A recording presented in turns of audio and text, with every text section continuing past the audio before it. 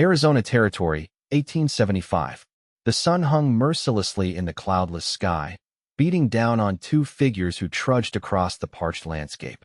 Dust clouds billowed from beneath their boots as they led their weary horses through the barren terrain. The younger man, Riley Jackson, wiped sweat from his brow with a bandana that had once been red but had since faded to a dusty pink from countless days under the relentless western sun. "We're lost, ain't we?" Riley asked, adjusting his hat to better shield his eyes. At 25, he possessed the lean, muscular build of a man who'd spent his life in the saddle. His face, handsome despite several days of light stubble, betrayed the weariness that came from 3 days of wandering the desert with dwindling supplies. His companion, Ezra Mills, a grizzled cowhand 20 years his senior, squinted at the horizon. Not lost, just temporarily misplaced. He chuckled dryly. "Map said there should be water in these parts." Riley shook his head. "Map's wrong, like everything else out here." His voice carried the bitterness of experience. In the 3 years since leaving his family's farm in Missouri to seek his fortune in the West, he'd learned one truth that shaped his every decision.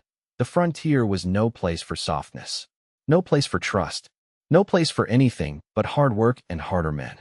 "You still brooding over what happened at the Double R?" Ezra asked, referring to the ranch they'd recently left after a dispute with the foreman. "Just thinking that every time I've trusted someone out here, I've ended up worse for it," Riley replied. "Figure I'm better off on my own once we reach town." Ezra shook his head. "That's a lonely path, son." Riley shrugged. "Lonely beats dead." The memory of his friend Thomas, shot in the back by a man they'd both trusted, was still fresh in his mind, though it had happened over a year ago. Since then, Riley had kept his own counsel, working cattle drives and ranch jobs, saving his money, speaking little, and trusting no one. His plan was simple: earn enough to buy a small spread in California, work it alone, and answer to no one. What he wouldn't admit, even to himself, was the emptiness that gnawed at him during the long, quiet nights under the stars. The wanting for something he couldn't name, something more than survival. As the afternoon wore on, the horses grew more restless, their steps more labored. Riley's mount, a chestnut gelding named Buck, suddenly lifted his head, nostrils flaring. "What is it, boy?" Riley patted the horse's neck. Buck snorted, pulling against the reins, heading toward what appeared to be a sheer rock face in the distance. "Horses smell water," Ezra said, his own mount displaying similar behavior. They followed the animal's instincts, approaching the imposing cliff walls that rose unexpectedly from the desert floor.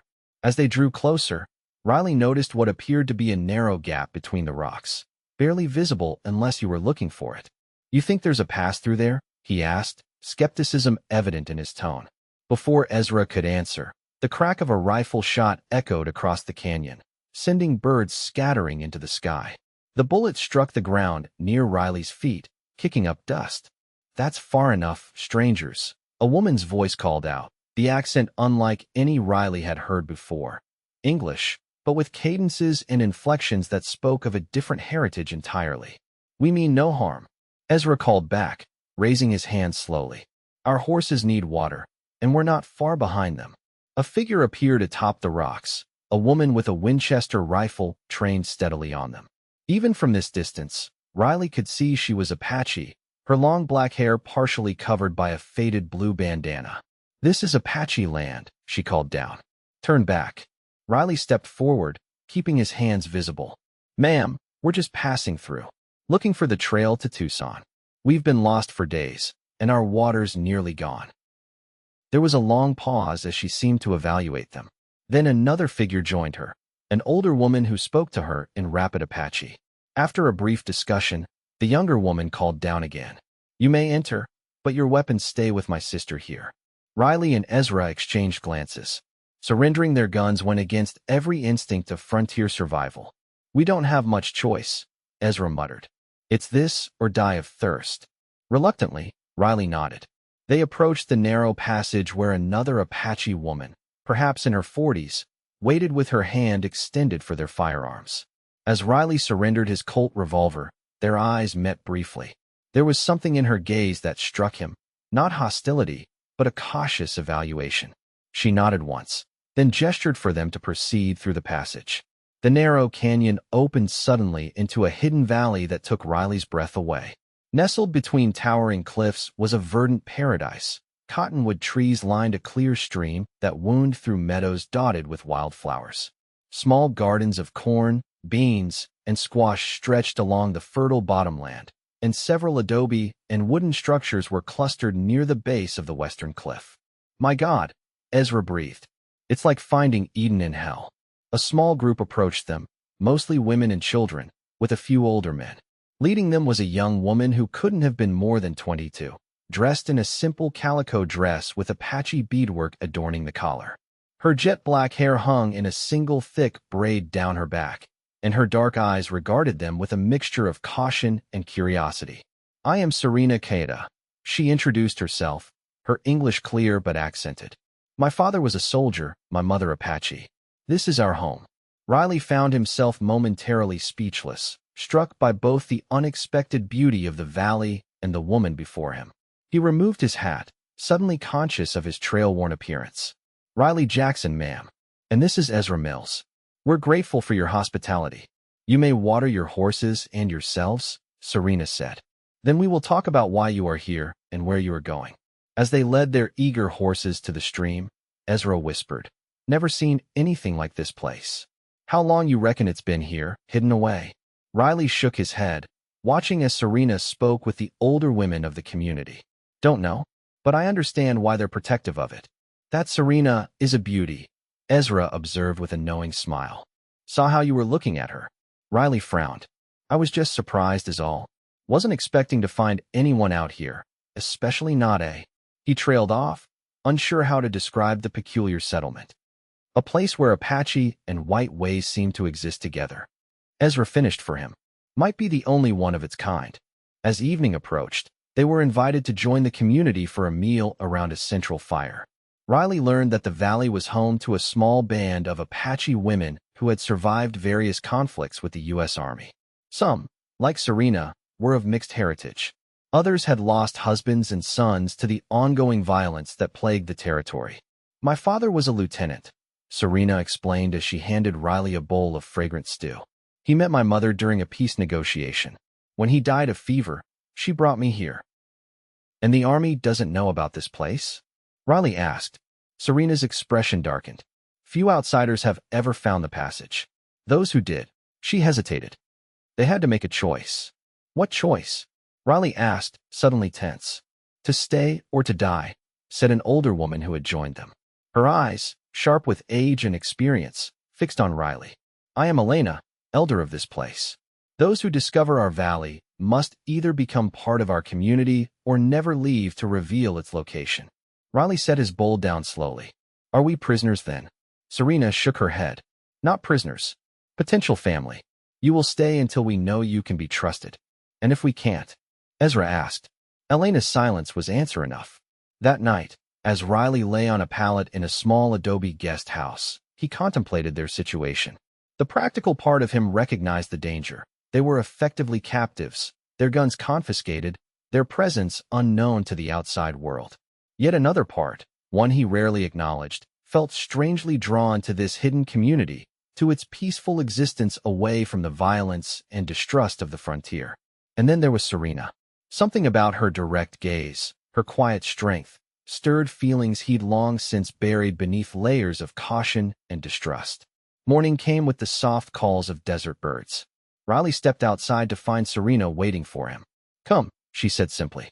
"Today you will learn our ways." The days that followed fell into a rhythm. Each morning, Riley joined the community in their work, tending gardens, repairing structures, caring for the small herd of goats and few horses they kept.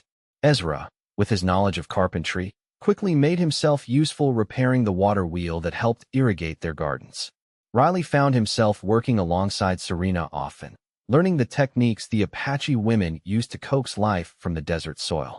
Their conversations started awkwardly, but gradually eased into a comfortable exchange. "Why did you become a cowboy?" she asked one afternoon as they harvested early corn. Riley considered the question. "Didn't have much choice. Father died when I was 17. Farm went to my older brother. I headed west looking for something of my own." "And have you found it?" He looked around at the peaceful valley. "Not yet, but I found plenty of reasons to be careful about what I trust. Serena nodded thoughtfully. Trust is earned slowly, like water collecting in a desert basin, drop by drop until there is enough to sustain life. A week passed, then another.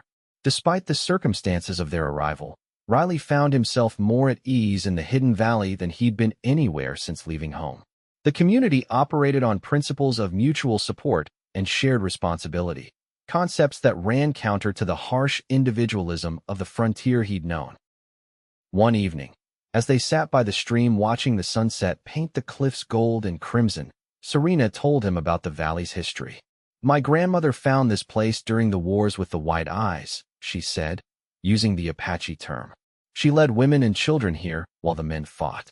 When the fighting ended and so many of our men were dead or imprisoned, this became our sanctuary." "How do you survive isolated like this?" Riley asked. "We trade, carefully. There is a Mexican village 3 days south. Twice a year, we take our crafts there. They think we come from a village much farther away." She smiled slightly. "And we are not always alone. Sometimes men stay. Some Apache who escaped the reservations. Sometimes others, like your friend Ezra." Riley glanced toward where the older man sat with Elena and some of the other elders, laughing as he told them stories of his travels. "He seems happy here," Riley observed. "And you?" Serena asked, her dark eyes studying his face. "Are you also happy here?" The question caught him off guard. Happiness wasn't something he'd considered as an option in his life for a long time. Survival, yes. Success, perhaps. But happiness? "I don't know," he answered honestly. "It's peaceful, different from anywhere I've been." "But you were thinking of leaving," she stated, not a question. "Aren't I a prisoner?" he countered. Serena looked away. "Elena will decide soon whether you and Ezra can be trusted with our secret. If she believes you can, you will be free to go, if you promise never to reveal this place." "And if I wanted to stay?" The words surprised Riley as much as they seemed to surprise Serena. Her eyes widened slightly. "You would be welcome.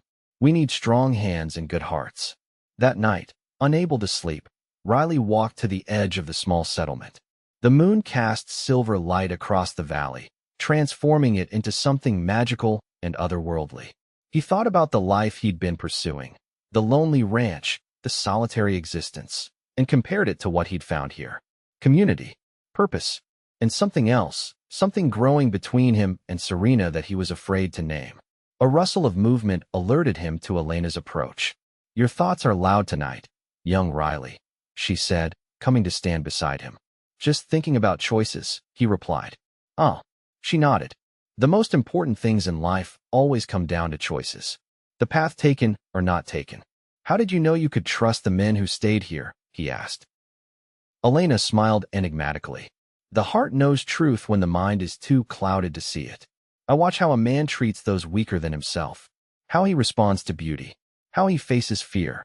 And me? What have you seen in me?" "A man running from pain," she said simply. "A good heart guarded by walls built of old hurts. But walls can be climbed, or broken, or simply opened if one finds the right door." She patted his arm. "Sleep well, Riley Jackson. Tomorrow brings new choices." The next day dawned with an unusual tension in the air.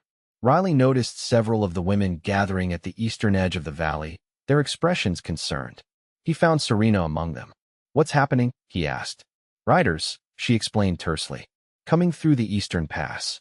Riley's hand instinctively moved to his hip, where his revolver would normally be. "Who?" "We do not know. It could be returning traders, or someone who found the valley by accident, like we did," Riley finished. He surveyed the group, mostly women, a few elderly men, and children. "How do you defend yourselves?" "We have rifles," Serena said. "And we know this land better than any intruder. But we prefer not to fight if possible." Without being asked, Riley found himself thinking strategically. "Let me help. I'll go with you to meet them." Serena hesitated. "You do not have a weapon. I don't need one to talk. And if they're trouble, better they see another white man here. Might make them think twice." After a brief consultation with Elena, Serena nodded. "Come then." They made their way through a narrow eastern pass different from the one Riley and Ezra had entered through. 4 women accompanied them, each carrying a Winchester rifle with practiced ease. They positioned themselves on high ground overlooking the approach, where 3 riders were making their way slowly toward the hidden entrance. Cowboys, Riley observed, recognizing the dress and manner from a distance. Probably lost, like we were. Or looking for us specifically, Serena said grimly. Sometimes rumors spread despite our caution. As the riders drew closer, Riley felt a chill of recognition.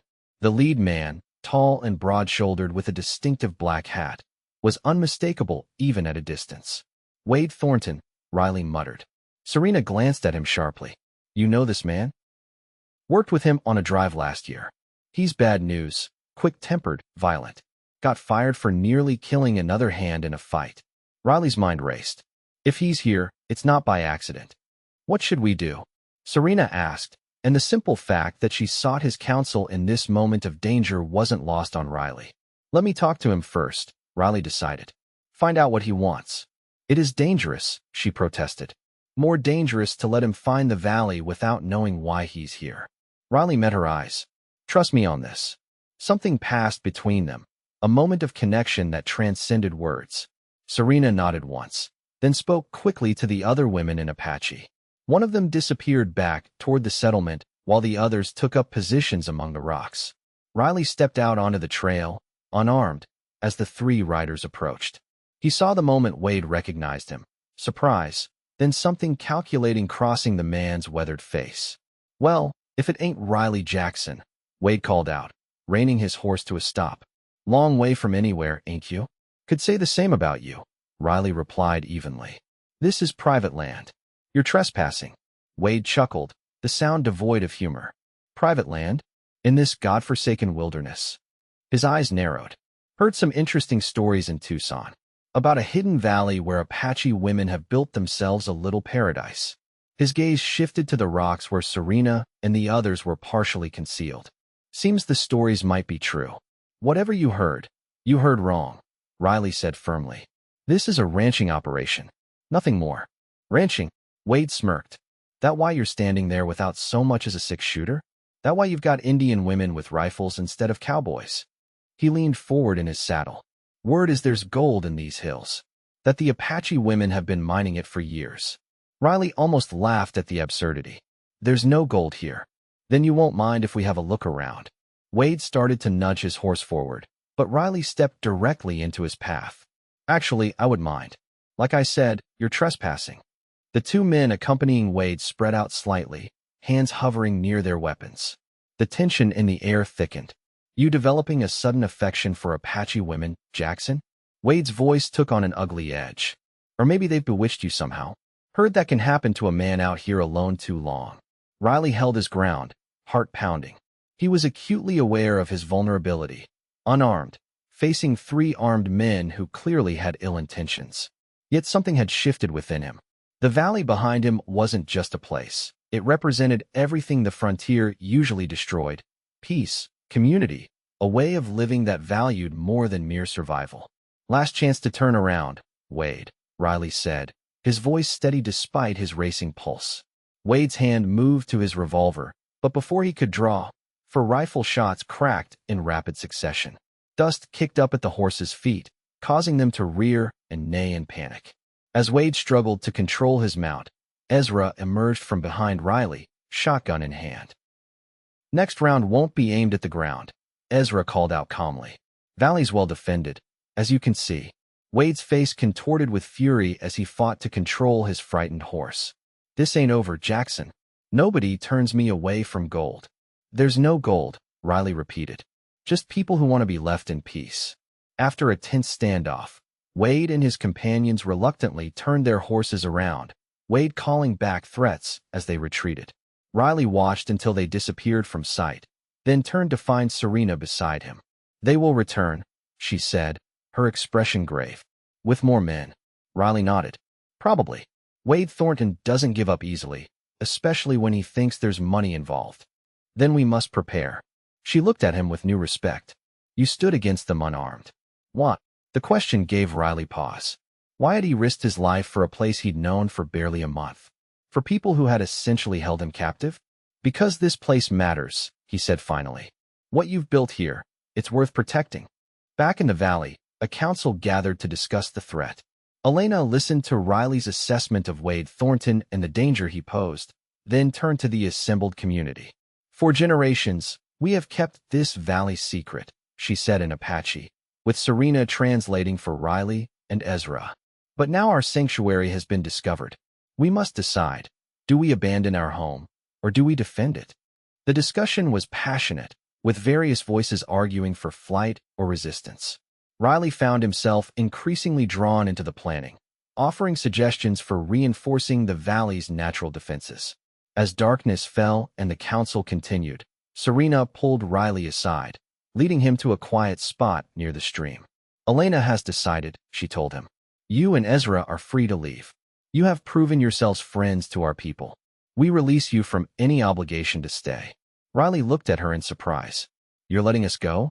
Now, with Wade and his men likely gathering reinforcements?" "It is precisely because of this danger that we cannot ask you to stay," Serena explained. "This is not your fight. What if I want it to be my fight?" The words came before Riley could consider them fully. Serena studied his face in the moonlight. "Why would you choose to fight for strangers? For Apache women when your own kind would call us enemy?" Riley took a deep breath, confronting feelings he'd been avoiding for days. "You're not strangers anymore. And this valley, it's shown me something I didn't think existed out here. A different way to live." He hesitated. "And there's you." "Me?" Her voice was soft. "I've spent 3 years believing the only way to survive out west was to trust no one, to depend only on myself. Then I find this place, find you, and everything I thought I knew seems wrong." He reached out slowly, giving her time to pull away, and touched her cheek. "I don't want to leave, Serena.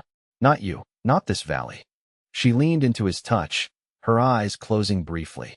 "If you stay, you may die in a battle not your own. If I leave, I'll die a little every day knowing I abandoned what matters." He smiled faintly. "Besides, I've got some ideas that might help us avoid a fight altogether." The next morning, Riley, Ezra, and several of the Apache women began implementing their defense plan. They reinforced the narrow entrances to the valley with barriers that could be quickly erected or removed. They established lookout points with clear signals to warn of approaching riders. And most importantly, they prepared a deception. "Wade thinks there's gold here," Riley explained. "So let's give him gold. Just enough to convince him that's all there is." They prepared several small nuggets, jewelry items melted down and reformed, and placed them in a small cave near the eastern entrance, partially hidden but discoverable by someone searching. "The bait in the trap," Ezra nodded appreciatively. "Make him think he's found their secret mine." 3 tense days passed. Lookouts reported movement in the hills, riders scouting the area, but not yet approaching directly. Riley knew Wade was gathering men and planning his move. During those days of preparation, Riley and Serena grew closer. Working side by side to defend her home, they shared stories, beliefs, fears. She told him of her childhood straddling 2 worlds, never fully belonging to either.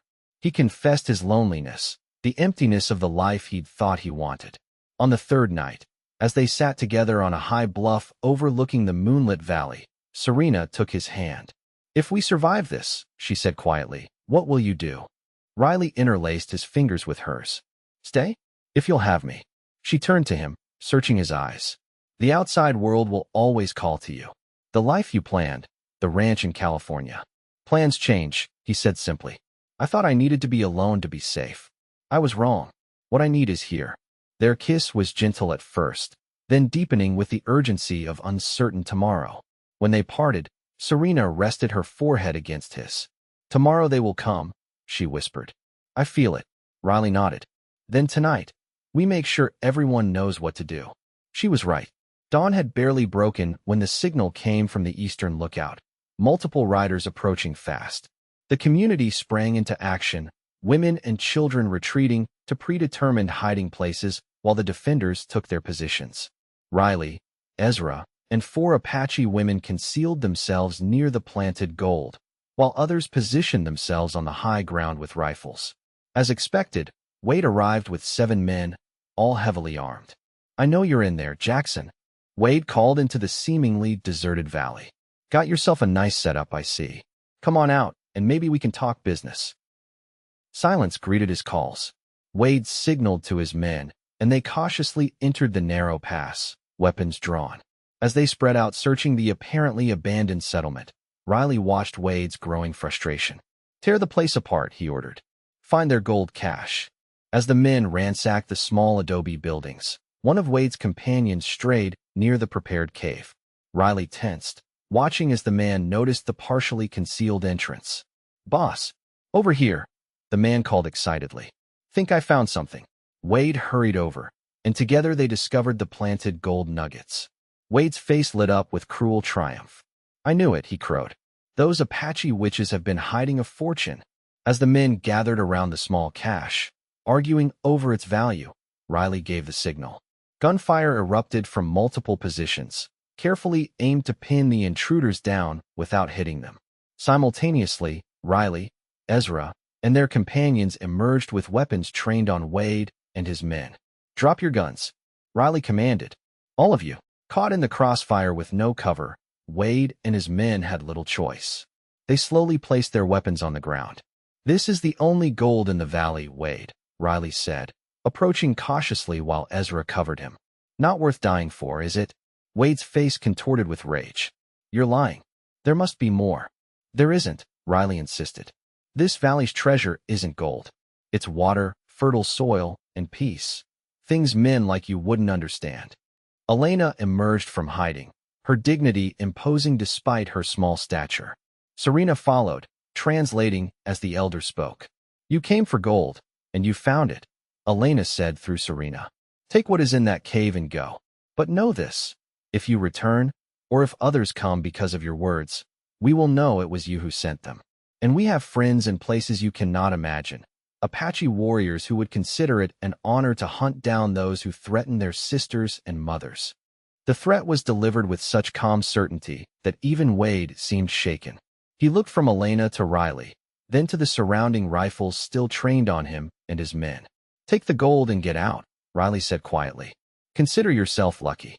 Under guard, Wade and his men collected the small cache of gold and were escorted to the valley entrance. Their weapons returned to them only after they had mounted their horses and were ready to ride. "You've made an enemy today, Jackson," Wade said as he prepared to leave. Riley met his gaze steadily. "And you've made 7. Remember that if you're ever tempted to come back or send others." They watched until the riders disappeared from sight, but the victory celebration was subdued. Everyone knew that while they had won today, their secret was compromised. The valley's days of perfect isolation were over. That evening, another council was held. Some argued for abandoning the valley, seeking a new haven farther from civilization. Others insisted on staying and strengthening their defenses. When it came Riley's turn to speak, he stood before the community that had become so dear to him in such a short time. "I can't tell you what to do," he began. "This is your home, not mine. But I believe this valley is worth fighting for. And I believe it can be protected, not just with guns, but with something stronger, connections to the outside world that work in your favor." He outlined a plan, establishing relations with honest traders, creating allies in nearby settlements, even seeking legal protection for their land through territorial authorities sympathetic to their unique situation. "The world outside is changing," he concluded. "The frontier is closing. Hiding forever isn't possible, but choosing how and when to engage with that world might be your best defense." The discussion continued late into the night. When it was over, Elena announced their decision. They would stay and adapt, following much of Riley's plan while maintaining their core independence. As the community dispersed, Serena took Riley's hand, leading him to a quiet spot beneath a cottonwood tree. "You spoke well," she said, "like a true elder." Riley smiled. "Hardly. Just practical thinking." "No," she shook her head. "It was more. You spoke of our home as if it were your own." "That's how I've come to think of it," he admitted. "If you'll have me." Serena's eyes shimmered in the firelight. "When I was a girl, my mother told me that someday a man would come who could walk in both worlds as I do. That together we would build something new." She touched his face gently. I did not believe her until now.